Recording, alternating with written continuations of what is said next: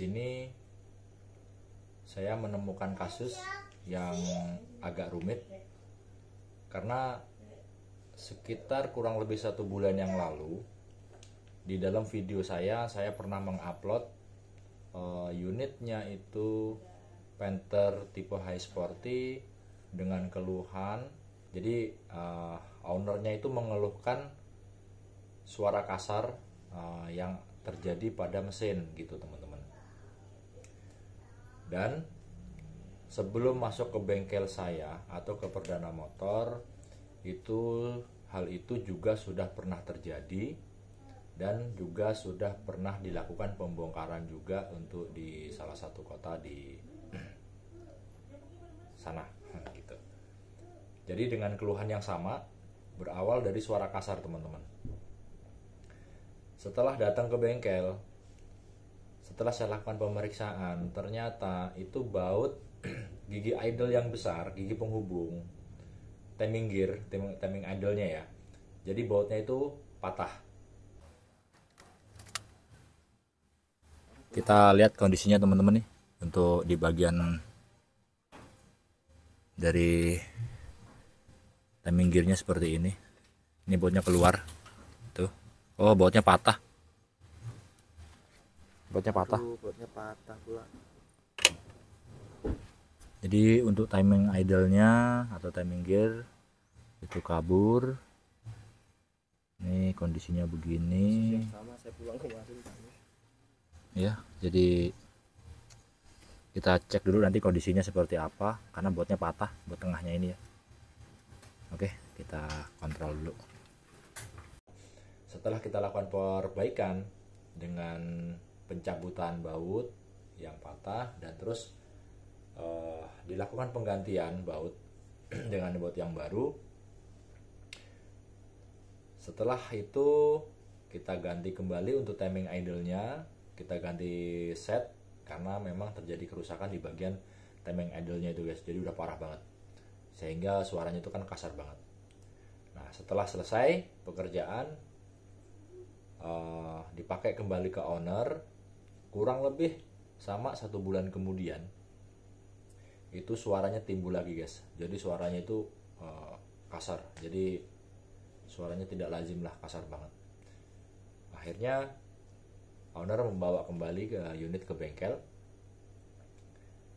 Dengan kondisi mesin kacar, saya sudah bisa tebak kalau suaranya itu dihasilkan dari timing gear atau bagian gear jadi idle-nya ya, karena suaranya itu sama persis dengan sebelum ini gitu ya. Jadi sebelum rusak, waktu pertama datang ke bengkel suaranya seperti itu, dan setelah rusak, setelah kita lakukan perbaikan dan kembali lagi, suaranya pun sama seperti itu teman-teman.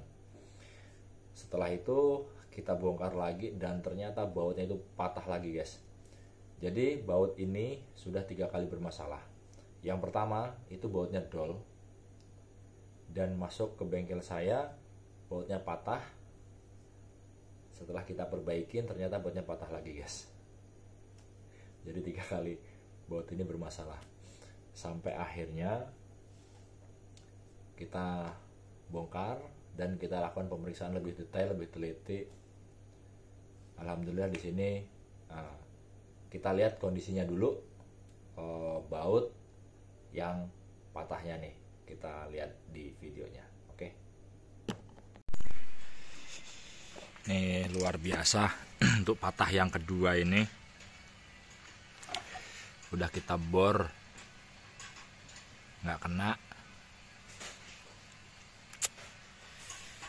Ruwet lur, ruwet. Tuh. Ini udah saya bor pakai tap, buka nggak kena juga saking macetnya. Ini coba akan kita las gantian. Jadi kita isi lagi, kita las. Mudah-mudahan bisa insya Allah. Karena kalau kita las kan mungkin ada panas ya. Jadi lebih ada pergerakan mungkin nanti. Mudah-mudahan ya.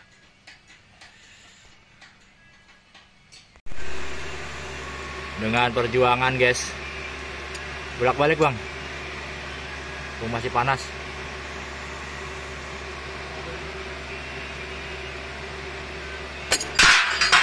Sorry.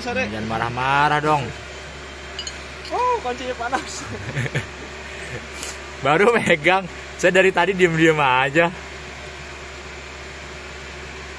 Nih. Perjuangan proses seperti ini, Lur. Jadi kudu sabar. Tapi sabar itu kesel.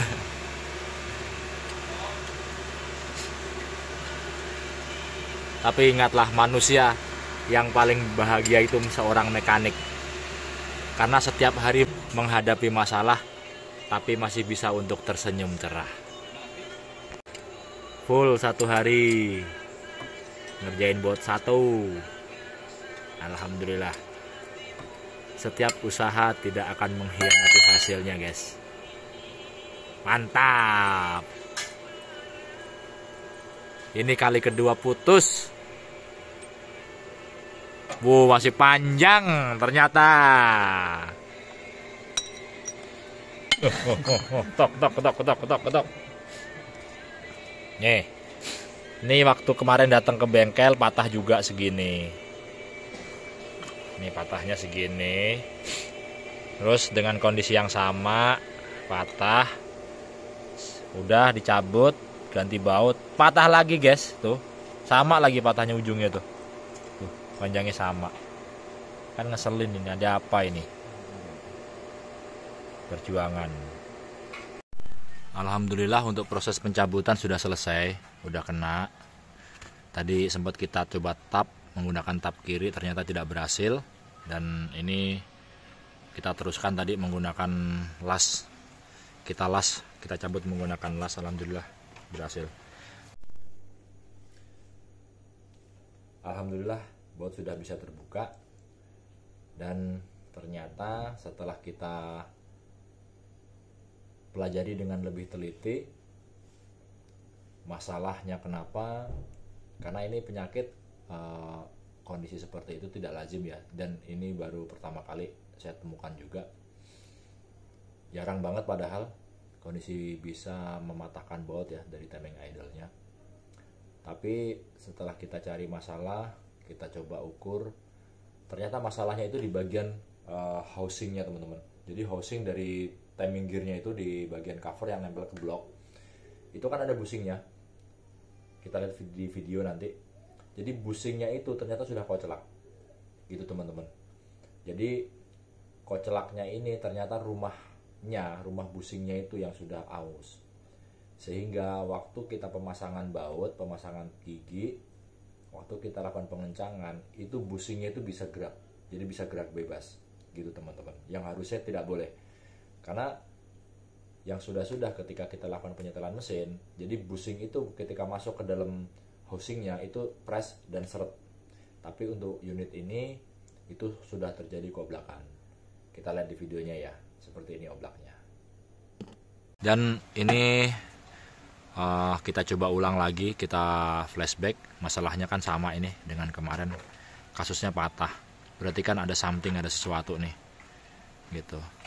Nah ini coba kita ganti dengan bos yang baru nih, bos gigi idle. Ternyata di sini setelah kita amati terjadi kekocakan nih, oplak di bagian antara bos dengan housing dari timing gearnya ini ya. Biasanya kan ini presisi dia seret, biasanya seperti itu. Nah ini karena mungkin terjadi keausan di bagian dinding silindernya ini.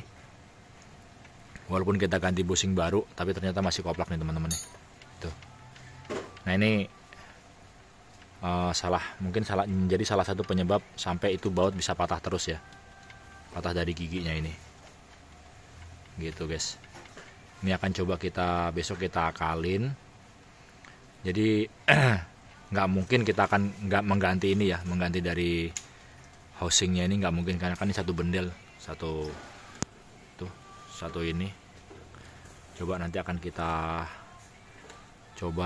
akalin, nanti kita bikinkan baut yang tengah ini yang benar-benar presisi, dan ketika kita nanti kencengin dia akan center di tengah sini nih. Jadi ketika baut ini kencang dia tidak akan terjadi pergeseran, tidak begini. Karena kalau menggunakan baut standar itu kan baut standarnya dia koplak begini ya teman-teman ya, gitu kan, tuh koplak bautnya kecil. Nah ini coba nanti di sini saya ada bahan baut, nanti ini akan dibubut, coba kita bubut, bikinkan drat, kita perkecil. Nanti diameternya ini kita bikin sebesar diameter ini nih, diameter bos gitu ya. Ini kita coba dulu sehingga nanti ketika bos ini masuk ke tengah, terus ketika baut dikencengin dia tidak akan bergeser begini nih. Karena ini jadi saya baru bertemu dengan kasus model seperti ini pertama kali nih, gitu ya. Oke teman-teman, nanti ikutin terus. Nah ini teman-teman, ini baut yang kemarin saya punya bahan yang baja putih. Ini sudah selesai kita bikinkan di tukang bubut. Nah, jadi bikin ini teman-teman nih, bikin badannya ini lebih besar. Tujuannya biar bisa dia ngepres ke sini teman-teman nih. Nih, jadi nggak ada spare di sini teman-teman tuh, press di badan bautnya ini. Nih tuh ya. Jadi supaya nanti ketika dipasang, walaupun si busingnya ini dengan covernya itu oblak, tapi dia akan presisi dengan bautnya ini gitu teman-teman ya. Jadi bikin ini alhamdulillah bisa tukang bubut. Ini dratnya 17, tapi ini kepalanya nih 19 karena bikin gitu. Oke ya, kita akan pasang dulu. Selesai sudah untuk pemasangan ya teman-teman. Kita tes hidup, kita dengarkan suaranya. Yuk.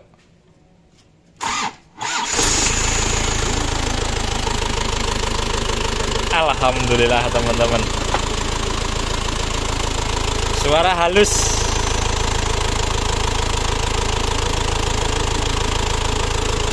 Halus banget. Alhamdulillah teman-teman.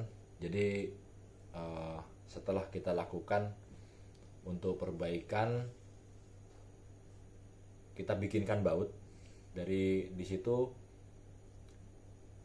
saya menyediakan satu buah baut baja putih. Itu saya ambil dari bautnya shockbreaker mobil minibus, baut shockbreaker depan. Jadi bautnya besar, itu bautnya kurang lebih kunci 19.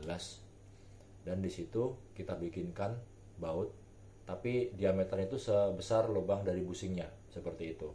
Jadi setelah dibubut, kita senai ulang, kita bikinkan drat ulang dengan tujuan bautnya itu yang pertama lebih kuat karena baut asli, baut baja putih.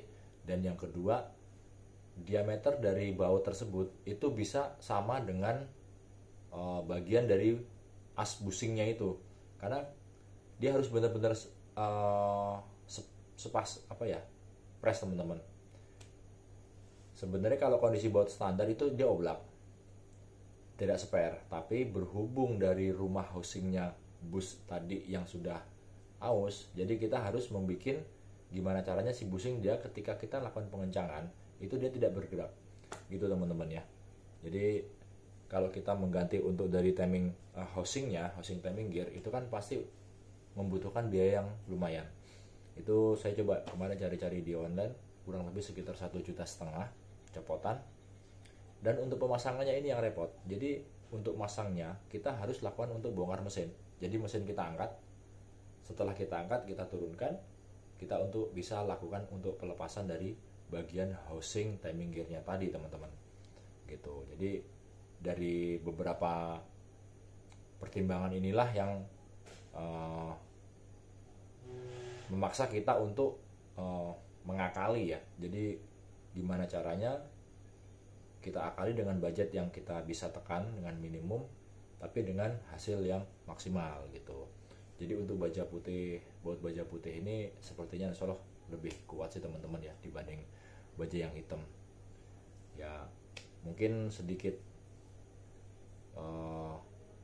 share berbagi pengalaman ini bagi teman-teman yang terjadi kasus yang sama seperti ini yang pernah saya tanganin ini.